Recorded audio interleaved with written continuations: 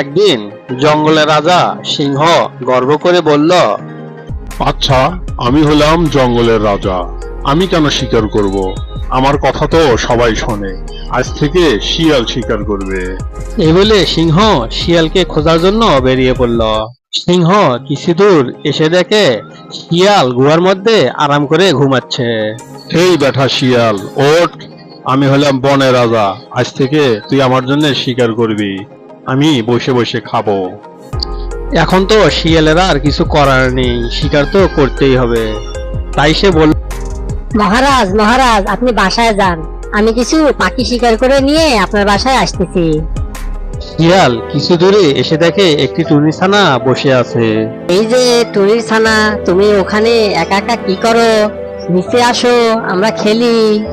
টুনির ছানা অনেক চালাক ছিল, তাই শিয়ালের মতলব বুঝে ফেলল। আমি নামবো না, মা বলেছে শিয়াল খুব পাজি হয়। এই বলে টুনির ছানা উড়ে চলে যায়। যা, উড়ে গেল, আজকে মনে হয় আমার কপালই খারাপ, দেখি সামনের দিকে যাই। অনেকগুলো পাখি একখানে গল্প করছে। শিয়াল সেখানে এসে পাখিদেরকে বলল, এই যে পাখিরা, তোমাদের জন্য মজার কিছু খাবার নিয়ে এসেছি, তোমরা সবাই নিচে আসো, একসাথে খাই।